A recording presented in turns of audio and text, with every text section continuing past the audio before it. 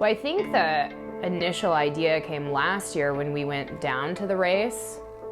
There was a group of us from Lincoln that went down, and I was only doing the 50-mile gravel race.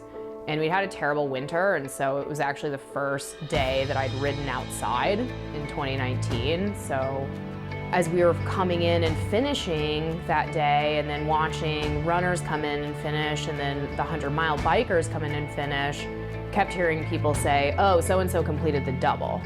And so that there was people out there that had done the 50K on Friday and then had hopped on a bike and ridden 100 miles the next day.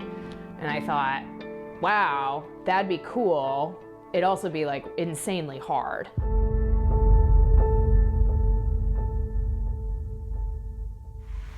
Jill and I kind of had this history of convincing each other about these really great ideas we have that it's debatable if they're really great or they're really horrible ideas. But I know that she's a pretty easy target when it comes to these things, and that she'll usually say yes. There's a uniqueness in the fact that we both probably equally enjoy running and biking, which I don't think is super common. I think there's some people, but for a lot of people, it's either only running or only biking. The other is really peripheral. So I started sending her, I think we should do this. This would be really cool. And it took a little bit, but not long, before she was fully in and really excited about it. And we had a little bit of texting the night before of the sign up. Are we really doing this? I was like, yeah, let's go. I was basically at like 10 weekly running miles at the beginning of September, so I really needed to up my running base pretty quickly, and started getting some weekly mileage that would really support doing some long runs. So the training schedule, we met with Rob Finnegan about what he would recommend. He understands what's needed to train for running and for biking, which was a huge asset to us. And he's just a really nice guy too. And really just kind of appreciated his words of wisdom for how to build and really train up for something like this.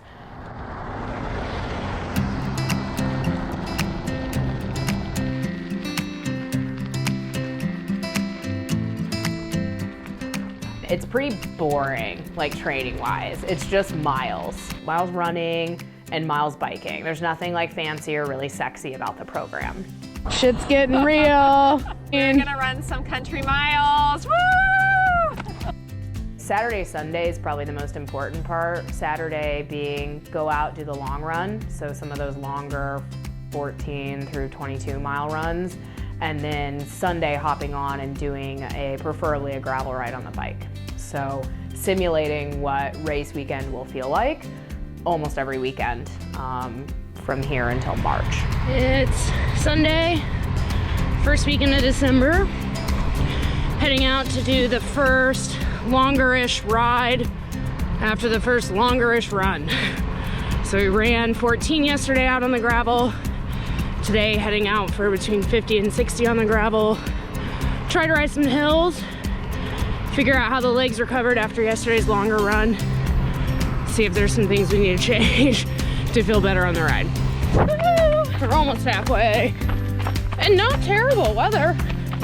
Nope. A top 10 sunset right now. Just beautiful. Larry and I just got done doing Denton Wall. Everyone's favorite climb. We have one more mile of headwind. That's it. December 12th. We're still getting unseasonably warm winter, but it also looks like the last nice day for a while. Made it 2 hours early in the snow. Pretty rough century push today. Weather was good. I did nasty hills, then I hit nasty mud, had to reroute, had some challenges with MMRs in the thaw, and then basically from mile 25 to 72 had a pretty strong headwind, about 10 miles per hour, so just enough to be really annoying and hard. Made it. 104 miles, 6 hours, 56 seconds of moving time. Had about 50 minutes of stop time though. Less stoked about that. Rough day. Super excited for dinner and Grandpa's birthday cake. Yesterday definitely helped me respect the distance and the conditions. Gave me a healthy dose of fear going into the next few months of training.